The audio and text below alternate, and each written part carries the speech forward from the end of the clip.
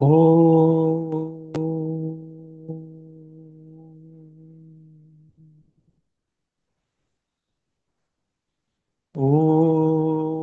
सहना भवतु सहनौ भुनक्तु सह वीर्यं करवावहै तेजस्विनावतीतमस्तु मा विद्विषावहै। ॐ शान्ति शान्ति शान्ति।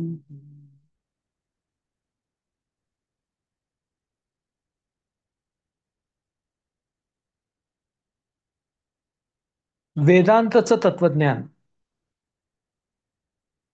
हे आपल्याला आयुष्य जगण्याचं ज्ञान देतं.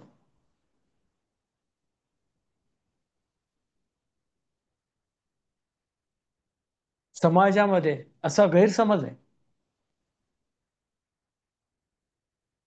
मी बिझी आहे, माझ्या संसारामध्ये मला कामं आहेत बरीच, मग असं करू का, जेव्हा मी रिटायर होईल तेव्हा मी हे ज्ञान घेईल, वेळ आहे ना.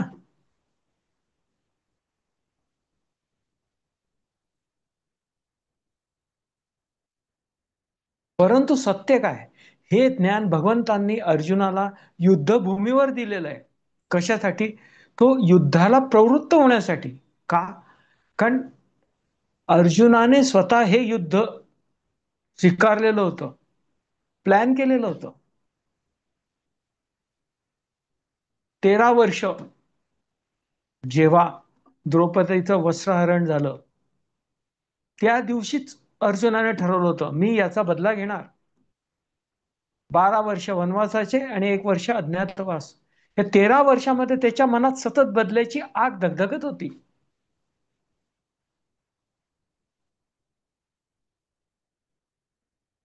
आणि परफेक्ट प्लॅनिंग केल्यानंतर हा युद्धाचा क्षण आला होता, कुरुक्षेत्राचा. आणि ऐन मोक्याच्या क्षणी अर्जुन हा पांडव सेनेचा सेनापती आहे. सेनापतीचं कार्य काय? आपल्या सैन्याला एकत्रित करून जे ध्येय आहे ते ध्येय प्राप्त करणे, म्हणजे काय, युद्धात यश प्राप्त करणे, शत्रूला पराजित करणे. सर्व व्यवस्थित होतं. युद्धामध्ये दोन्ही सेना होत्या. अर्जुन युद्ध सुरू करण्यासाठी पुढे आला, पाहण्यासाठी शत्रू सैन्याची व्यूहरचना कशी आहे.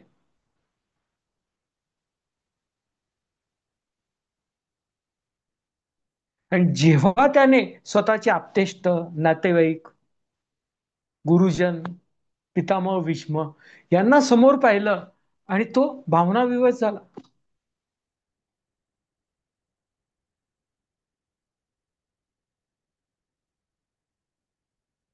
आणि इतकं सर्व प्लॅनिंग असून सुद्धा जेव्हा युद्धाचा क्षण आला तेव्हा तो भगवंतांना म्हणतो, भगवंता, मी युद्ध लढणार नाही. हा रक्तरंजित राज्यकारभार करण्यापेक्षा किंवा हे सर्व माझ्या आप्तेष्टांच्या वधामुळे मिळणारं राज्य आहे, ते मी प्राप्त करण्यापेक्षा मी संन्यास पत्करेन, मी ज्ञान प्राप्त करेन, वैराग्य अरण्यामध्ये जाऊन उपासना करेन, असं भगवंतांना सांगतो. आणि खिन्न होऊन त्याच्या रथाच्या खाली उतरतो. भगवंत मंद मंद हसतायत, कारण त्यांना कळतं अर्जुनाची ही अवस्था का आहे, भावना विवश झाल्यामुळे. मग भगवंतांनी अर्जुनाला, कळलेलं तर आहे युद्ध करायला पाहिजे, पण ऐन मोक्याच्या क्षणी वळत नाही, नाही म्हणून देतो. म्हणून कळण्यापासून वळण्यापर्यंत चे तत्वज्ञान ते 18 अध्यायामध्ये दिलंय. अर्जुन विषाद योग म्हणजे तुम्ही स्वतःला जाणा, अर्जुनाने स्वतःला जाणा. जेव्हा अर्जुन स्वतःला जाणतो आणि भगवंतांना शरण येतो, दुसऱ्या अध्यायाच्या 11व्या श्लोकापासून मग भगवंत ज्ञानयोगाद्वारे अर्जुनाला उपदेश द्यायला सुरुवात करतात, ब्रह्मज्ञान देतात. कसा मनुष्य आहे तिथून सर्वोच्च आत्मसाक्षात्काराच्या मोक्ष प्राप्तीच्या स्थितीत पोहोचू शकतो, हे ज्ञान प्रदान करतात. थोडक्यात गोषवारा देतात वेदांताच्या ज्ञानाचा. अर्जुनाला कळतं ज्ञानाचं महत्व. मग भगवंतांना प्रश्न विचारतो तिसरा अध्यायात सुरुवातीला, भगवंत तुम्ही मला निश्चित सांगा, मी ज्ञान प्राप्त करू का कर्म करू?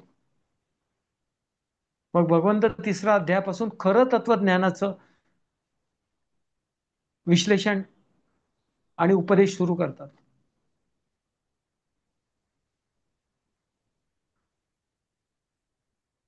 मनुष्य काय करू शकतो? केवळ कर्म. म्हणून भगवंत कर्मयोग देतात, कर्मयोग सांगतात, कर्म कसं करावं. त्यानंतर ज्ञान कर्म संन्यास योग, चौथा अध्याय. त्यामध्ये योग म्हणजे पद्धती, प्रोसेस. ज्ञान कर्म संन्यास योग याचा अर्थ काय? योग पद्धती, संन्यास कर्म, ज्ञान. पद्धती कसली? संन्यास प्राप्त करण्याची. आणि संन्यास कसा प्राप्त करायचा? कर्माद्वारे. आणि उद्देश काय? ज्ञान. म्हणून ज्ञान कर्म संन्यास योग. कर्म करत असताना कर्मापासून निवृत्ती प्राप्त करणे, कर्माच्या परिणामांपासून बाधित न होणे, थोडक्यात अलिप्तपणे कर्म करणे, याचं ज्ञान प्रदान करतात. आणि नंतर पाचवा अध्याय कर्मसन्यास योग. जे ज्ञान प्रदान केलेलं आहे त्याचं प्रॅक्टिकल करा आणि कर्म करत असताना संन्यास प्राप्त करा. त्यानंतर सहावा अध्याय ध्यानयोग म्हणजे मेडिटेशन. कर्मसन्यास योग करून जेव्हा मनुष्य कर्म करत असताना कर्मापासून अलिप्त होतो, वैरागी होतो, त्यागी बनतो, तेव्हा त्याच्यासाठी ध्यान साधना दिलेली आहे. एकाच मंत्रावरील साधारणतः ओम हा मंत्र उपयोगात आणला जातो ध्यान साधनेसाठी. असं काही नाही ओमच मंत्र पाहिजे, कुठल्याही मंत्राने ज्याच्यावर तुम्ही कॉन्सन्ट्रेट करू शकतात, एकाग्रता करू शकतात आणि स्वतःला या जगापासून दूर नेऊ शकतात, त्या मंत्रावरती तुम्ही जप करून मोक्ष प्राप्त करू शकता. ती पद्धती भगवंतांनी ध्यान योगामध्ये दिली. अशा प्रकारे पहिले 6 अध्याय अर्जुनाच्या नैराश्यमय स्थितीपासून त्याला त्याच्यामध्ये असलेला देव जाणता यावा यासाठी भगवंतांनी दिलेले आहे. त्वम म्हणजे तुमच्या मधलं देवत्व जाणावं. भगवद्गीता म्हणजे दुसरे महावाक्य, दुसरे ब्रह्मवाक्य, तत्त्वम असी. तत् ते ब्रह्म, तुमच्यामध्ये असलेलं त्वम आत्मतत्व, आत्मा, असी एकच आहे. हे दोन्ही वेगळे वेगळे नाही, अद्वैत भाव. मनुष्य अज्ञानी असतो तोपर्यंत द्वैत भाव असतो. त्वम माझ्यामधला देव आणि ब्रह्म वेगळा वेगळा जाणतो, पण ते वेगळं नाही, एकच आहे. म्हणून या भगवद्गीतेला उपदेश वाक्य म्हटलेलं आहे. कोणी कोणाला उपदेश करू शकत असेल असं सर्वोच्च उपदेश म्हणजे तत्त्वम असी, भगवद्गीता. भगवंत प्रत्यक्ष अर्जुनाला अर्थात मानवतेला उपदेश करत आहेत डायरेक्ट.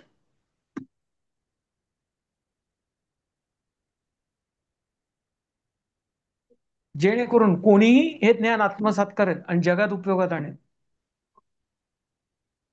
हे ज्ञान असं नाही की आध्यात्मिकतेसाठीच उपयोगात येईल, ते संसारामध्ये सुद्धा उपयोगी आहे. ते इतकं शुद्ध आहे, त्याच्यात तुम्ही कुठलाही फ्लेवर टाका, मीठ टाका खारट बनेल, लिंबू पिळा आंबट बनेल, जो रंग टाकेल त्या रंगाचा बनेल, इतकं शुद्ध ज्ञान आहे. तुम्हाला ठरवायचंय हे ज्ञान प्राप्त केल्यावर कशासाठी उपयोगात आणायचं. जशा तुमच्या वासना असतील, जशा तुमच्या इच्छा आकांक्षा असतील, त्याप्रमाणे तुम्ही हे ज्ञान उपयोगात आणा.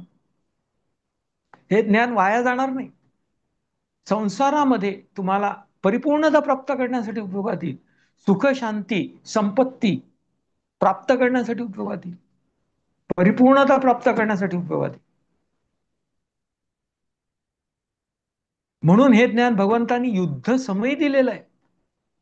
का? अर्जुनाने ते उपयोगात आणावं. आणि कळतंय पण वळत नाही, त्याचं कर्तव्य पूर्ण करण्यासाठी. त्याला वळणं आवश्यक आहे. म्हणून भगवंतांनी त्याला गरज आहे तेव्हा दिलेलं आहे. जसं मनुष्य जगामध्ये सतत संघर्षच करत असतो, कोण करत नाही? सर्व जगाकडे इकडे तिकडे बघा, प्रत्येक जण संघर्ष करत असतो. ते संघर्ष करण्याचं ज्ञान, युद्धस्व म्हणजे भगवद्गीता. प्रथम स्वतःमधील ते तत्व जाणा, ध्यानयोग. त्यानंतर भगवंतांनी म्हणजे ते ब्रह्म 7व्या अध्यायापासून 12व्या अध्यायापर्यंत स्पष्ट केलेलं आहे. प्रथम ज्ञान विज्ञान योग, जे ध्यान योगाद्वारे आत्मज्ञान तुम्ही प्राप्त केलंय ते विज्ञानामध्ये रूपांतरित करा. थोडक्यात त्याला विजडम मध्ये रूपांतरित करा, अक्कलेमध्ये, शहाणपणामध्ये रूपांतरित करा, जेणेकरून तुम्ही त्याचा उपयोग कराल. कशासाठी? 8वा अध्याय अक्षर ब्रह्मयोग. ते अक्षर अविनाशी ब्रह्म जाणण्यासाठीची पद्धती, अक्षर ब्रह्मयोग. ज्ञान विज्ञान योग म्हणजे योगाद्वारे पद्धती कोणती? विज्ञान प्राप्त करण्याची, म्हणजे विजडम प्राप्त करण्याची. कशाद्वारे? ज्ञानाद्वारे. ज्ञान विज्ञान अध्यायाच्या नावामध्येच त्याचा मतितार्थ आहे. अक्षर ब्रह्मयोग. भगवंतांनी 8व्या अध्यायामध्ये ते अक्षर ब्रह्म स्पष्ट केलेले, ते अविनाशी सर्वोच्च ब्रह्म स्पष्ट केलेले ब्रह्म. त्यानंतर अध्यात्म, त्याला आत्मतत्व म्हणतात. त्यानंतर अधिकर्म. अधिकर्म म्हणजे काय? या प्रकृतीची, या सृष्टीची निर्मिती. ब्रह्म, आत्मतत्व, सृष्टी, अधिकर्म. नंतर अधिभौतिकता, अधिदेव आणि अधि ज्ञान, अधि यज्ञ. सृष्टीपासून अतिभौतिक म्हणजे या पंचमहाभूतरूपी भौतिकतेची, या जगाची निर्मिती होते. कशामुळे? आदिकर्मामुळे. आणि ह्याला उपभोगणारा कोण? अधिदैवत, त्याला पुरुष म्हणतात. आणि हे कशामुळे घडतं? तर अधियज्ञ. जेव्हा निष्काम कर्म होतं तेव्हा तुम्ही ही भौतिकता उपभोगू शकता. अशा प्रकारे ब्रह्म, आत्मतत्व ज्याला अध्यात्म म्हणतात, आणि अधिकर्म, अधिभौतिकता, अधि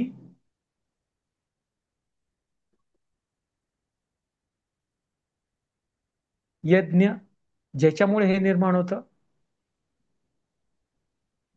अधिभौतिक, अधियज्ञ आणि पुरुष म्हणजे अधिदैव. अशा प्रकारे ही रचना भगवंतांनी स्पष्ट केलेली. भौतिकतेपासून ब्रह्म जाणण्यासाठी. कशापासून? ज्ञान विज्ञान योग. याच्यामध्ये जे ज्ञान प्राप्त झालंय ह्याच्यावर तुम्ही प्रत्यक्ष उपयोगात आणतात. तर ते कशासाठी? अक्षर ब्रह्म जाणण्यासाठी. आणि हे उपयोगात आणत आणत शेवटी मोक्ष कसा प्राप्त करायचा याच्यासाठीची ब्रह्मविद्या पुढच्या अध्यायात दिलेली. राजविद्या, राजगुह्य योग. राजगुह्य म्हणजे सर्वात मोठं रहस्य काय? ब्रह्म. ब्रह्म सर्वत्र आहे, देव सर्वत्र आहे. असं कुठे नाही की जिथे ब्रह्म नाही. तरी पण आपल्याला सर्व काही दिसते, देव दिसत नाही, ब्रह्म दिसत नाही. म्हणून त्याला सर्वोच्च रहस्य म्हटलंय भगवंतांनी. आणि राजविद्या म्हणजे सर्वोच्च विद्या, ज्याला ब्रह्मविद्या म्हणतात. जी विद्या तुम्हाला ब्रह्मापर्यंत घेऊन जाते ती राजविद्या, ती सर्वोच्च विद्या, ती ब्रह्मविद्या.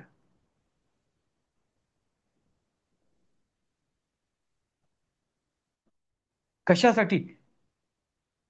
राजगुह्य, सर्वोच्च रहस्य जाणण्यासाठी, ब्रह्म जाणण्यासाठी. अशा प्रकारे त्या अक्षर ब्रह्मापर्यंत जाण्याची जी अक्कल हुशारी प्राप्त झालेली ती उपयोगात कशी आणायची? तर राजविद्या, राजगुह्य असं स्पष्ट केलं. त्यानंतर 10वा अध्याय विभूती योग.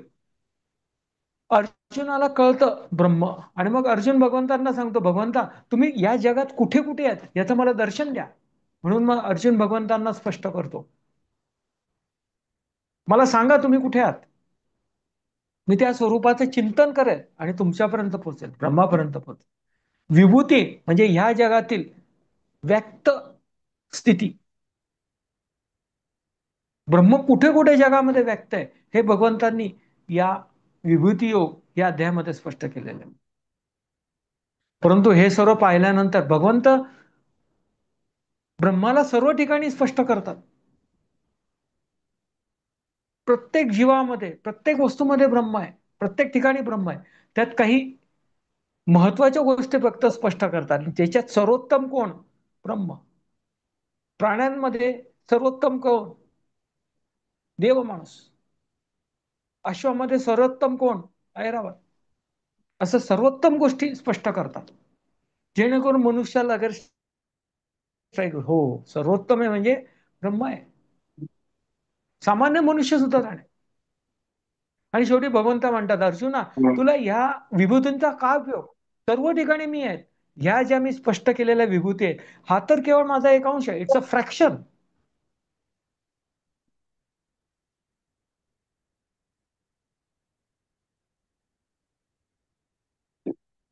तू या अंशांना एकत्र आणून माझं पूर्ण स्वरूप ओळखू शकत नाही. त्या अर्जुनाला कळतं भगवंतांचं म्हणणं. मग अर्जुन भगवंतांना विनंती करतात, भगवंत तुम्ही मला एका रूपात दर्शन द्या. हे सर्व मी केव्हा जाणू आणि केव्हा मी मोक्ष प्राप्त करू? म्हणून भगवंत पुढचा अध्याय विश्वरूप दर्शन योग, यामध्ये हे सर्व ब्रह्मांड एकत्रितपणे एका रूपामध्ये दर्शवितात. त्याला विश्वरूप म्हटलेलं आहे. हे भगवंतांचं दर्शन आहे. ते हे सामान्य दृष्टी प्राप्त करू शकणार नाही. हे भगवंत अर्जुनाला सांगतात. म्हणून अर्जुनाला सांगतात, तू माझा मित्र आहे, तू योग्य शिष्य आहे, तू पात्र आहे, म्हणून मी तुला दिव्य दृष्टी देतो. म्हणून भगवंत अर्जुनाला दिव्य दृष्टी देतात आणि त्या दिव्य दृष्टीमुळे अर्जुन भगवंतांचं विश्वरूप पाहू शकतो. त्या संपूर्ण कुरुक्षेत्रामध्ये केवळ अर्जुनालाच विश्वरूप दिसतं, दुसरं कोणालाही दिसत नाही.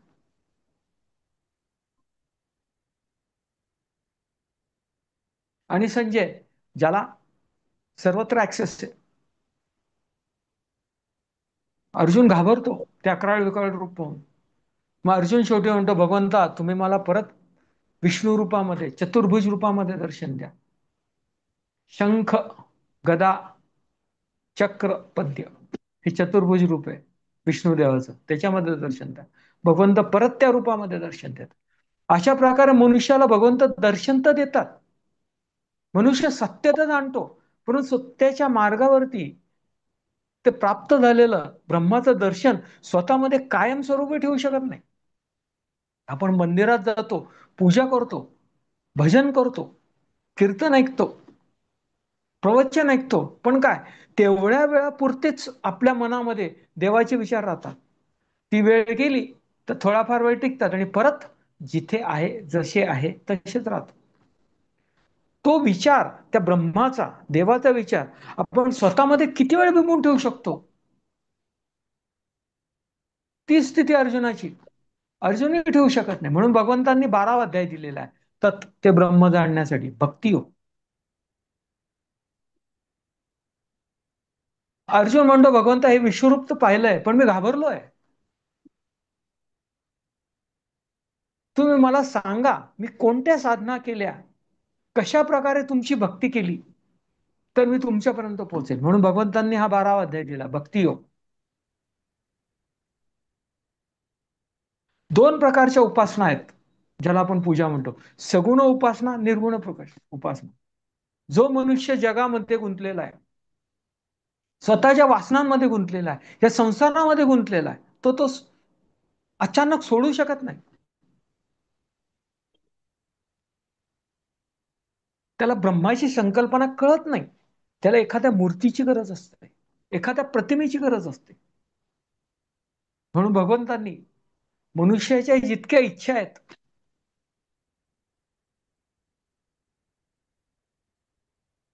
तितक्या संकल्पना अवताराद्वारे निर्माण केल्या. म्हणजे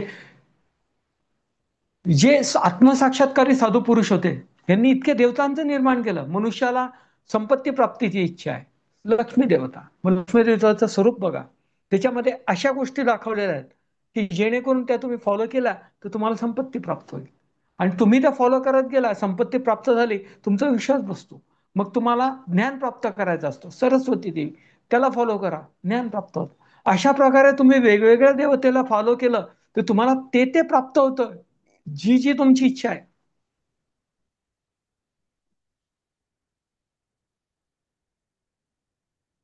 तुम्ही ते प्राप्त करता. म्हणून तुमचा विश्वास बसतो. मग शेवटी लक्षात येतं ते एकच आत्मतत्व आहे, तो एकच ब्रह्म आहे जो या सर्व देवतांमध्ये आहे, की ज्यामुळे मी हे जग अनुभवतो, माझ्या इच्छा पूर्ण करतो. त्याला निर्गुण म्हणतात. सगुण उपासनेद्वारे निर्गुण उपासनेकडे जाता येतं. सगुण उपासना आपल्या संसारामध्ये गुंतलेला असताना करायची असते. कशासाठी?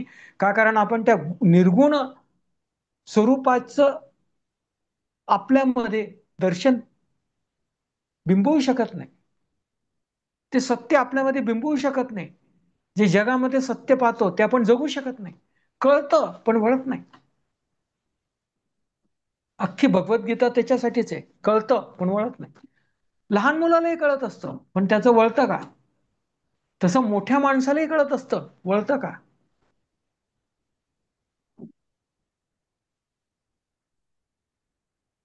लहान मुलाचं वळत नाही का? इमॅच्युरिटीमुळे, अज्ञानामुळे. मोठ्या माणसाचं वळत नाही का? ओव्हर मॅच्युरिटीमुळे, आसक्तीमुळे.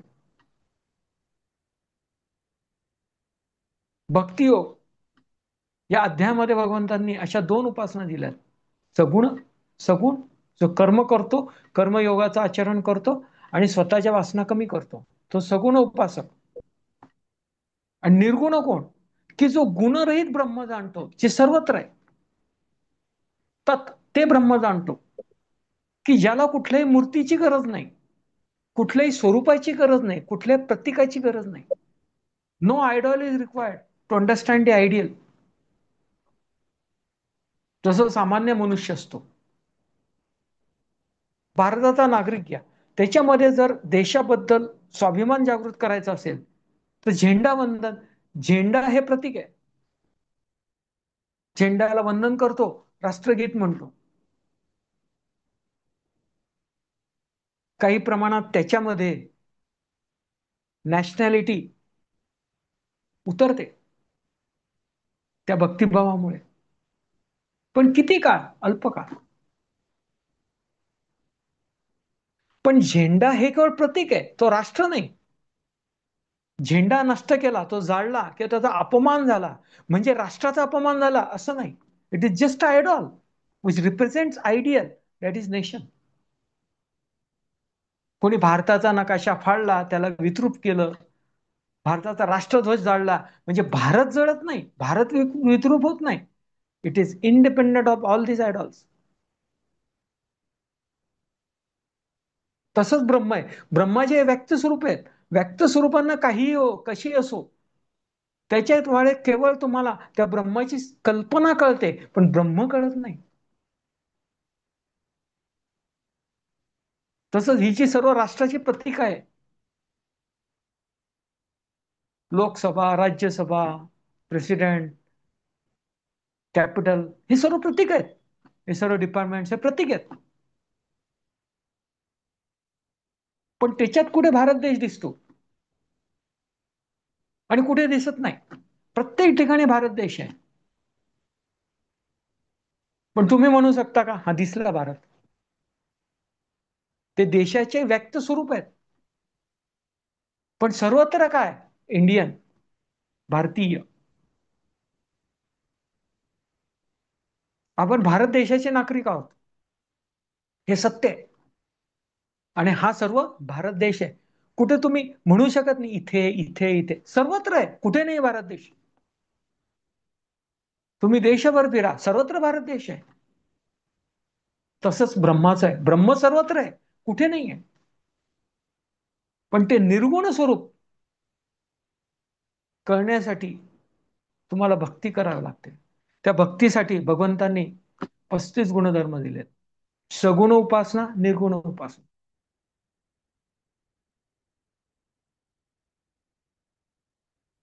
भगवंतांनी पुढे ब्रह्मापर्यंत पोहोचण्याचे मार्ग दिलेत. तुम्हाला कळलं निर्गुण आणि सगुण उपासना. मग सगुण उपासनेपासून निर्गुण उपासनेपर्यंत कसं पोहोचायचं? सगुण ब्रह्माचं दर्शन कळलेलं आहे, सगुण ब्रह्माची स्थिती कळलेली आहे, सरस्वती कळलेली आहे, लक्ष्मी देवता कळलेली आहे, गणपती बाप्पा कळलेला आहे. पण तिथून निर्गुण ब्रह्मापर्यंत कसं पोचायचं, की ज्याच्यामुळे हे अस्तित्वात आहे. ज्याची ही प्रतीक आहेत. सूर्य एकच आहे पण सूर्यकिरण अनेक आहेत. तसंच ब्रह्म एकच आहे पण देवता अनेक आहेत. प्रत्येकामध्ये त्या देवते ब्रह्माचं अंश आहे. जसं सूर्याचा अंश प्रत्येक सूर्यकिरणामध्ये आहे. सर्वत्र सर्व पृथ्वीवरती आहे. तसंच ब्रह्माचं आहे. सर्वत्र सर्व जीवमात्रांमध्ये सर्व सृष्टीमध्ये ब्रह्म आहे. असं कोणतंच ठिकाण नाही जिथे ब्रह्म नाही. जसा सूर्य निरपेक्षपणे पृथ्वीला ऊर्जा देतो आणि आपण आपलं आयुष्य जगतो, तसंच ब्रह्म सर्वत्र अस्तित्वात आहे. ब्रह्मामुळे हे सर्व अस्तित्व आहे. पण ब्रह्म याच्यावर अवलंबून नाही. सूर्य या पृथ्वीवरती आणि सूर्यकिरणांवर अवलंबून नाही. सूर्य अलिप्त आहे, तसंच ब्रह्म अलिप्त आहे. ब्रह्मामुळे सर्व कळतं, पण ब्रह्म तुमच्यावर कशावरही अवलंबून नाही. तुम्ही त्याच्यावर अवलंबून, because you are a reflection of that.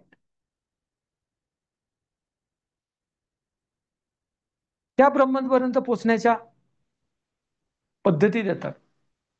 सर्वोच्च पद्धत ध्यान साधना करणे, जी 6व्या अध्यायात दिलेली. तो सर्वोच्च प्रतीचा साधक की जो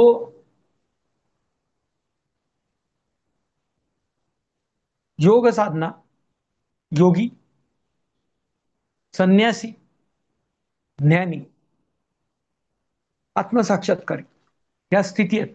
अज्ञानी, योगी, संन्यासी,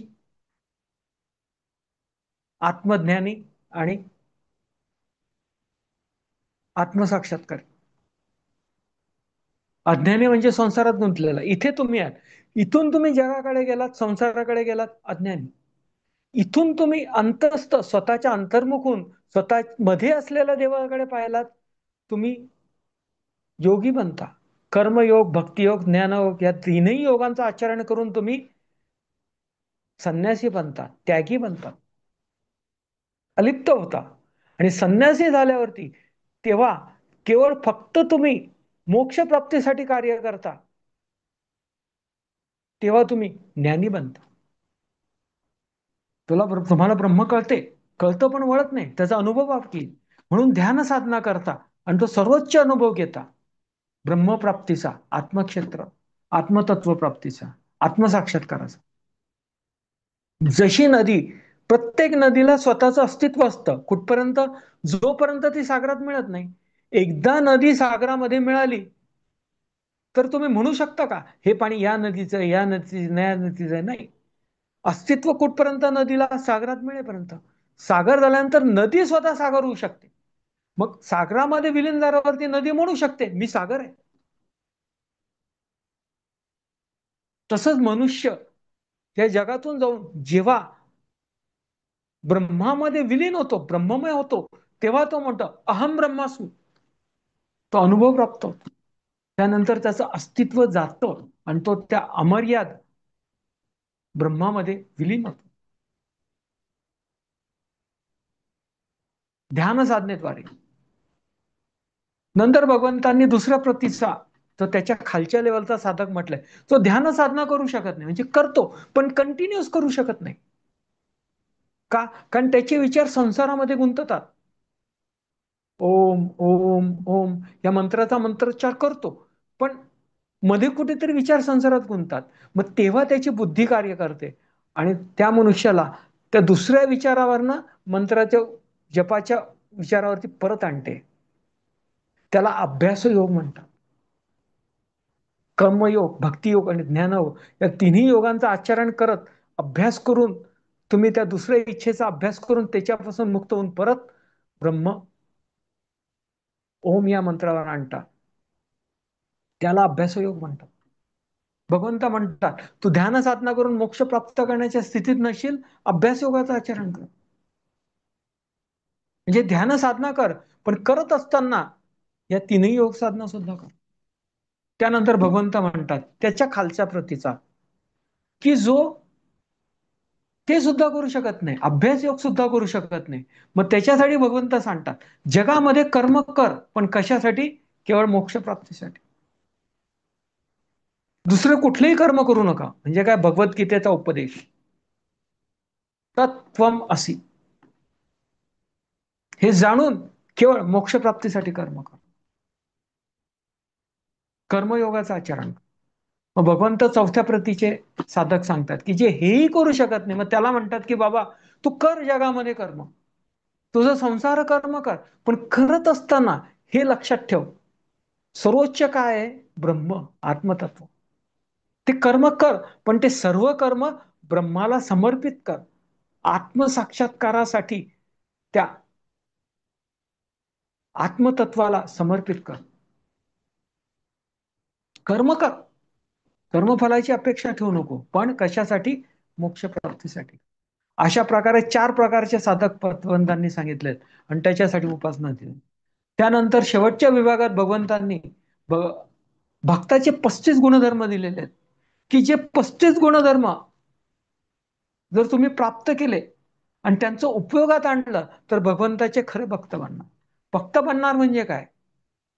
शरीर केवळ सेवा कर्म करणार, त्याग कर्म करा, आणि मन त्या परमात्मा परमेश्वराला शरण जाईल, आणि बुद्धीचा त्या परमात्मा परमेश्वरावरती विश्वास, अनन्य चित्त, आढळ राहील, अटळ राहील. हे जेव्हा तुम्ही करा, तेव्हा तुम्ही सर्व भक्त बना. हे 35 गुणधर्म पॅरलल आहेत. असं काही नाही एकाच्या मागे लागलं की दुसरे मागे पडतील. ऑटोमॅटिक एकामध्ये तुमची प्रगती झाली तर बाकीचे गुणधर्म ऑटोमॅटिक तुमचे इम्प्रूव्ह होतात. पाण्यासारखे समपातळीवर आहे. कुठलाही गुणधर्म 35 पैकी जो तुम्हाला स्ट्राईक होईल, तुम्हाला वाटेल की मी हे करू शकतो,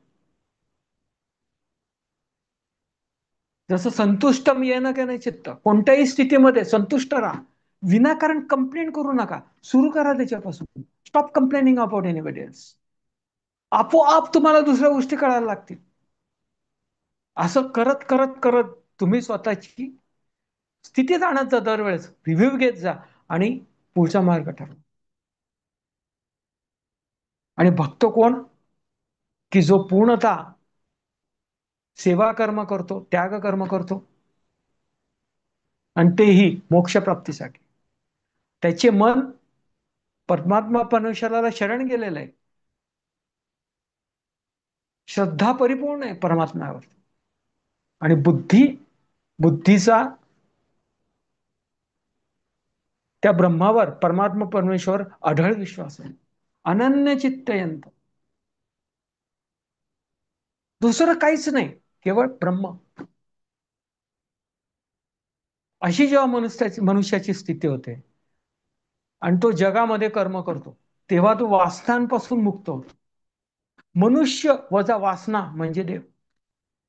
जेव्हा तुमच्या वासना संपतील तेव्हा तुम्ही देव बना, ब्रह्मामध्ये विलीन व्हा. नदी वाहते आणि शेवटी सागराला मिळते.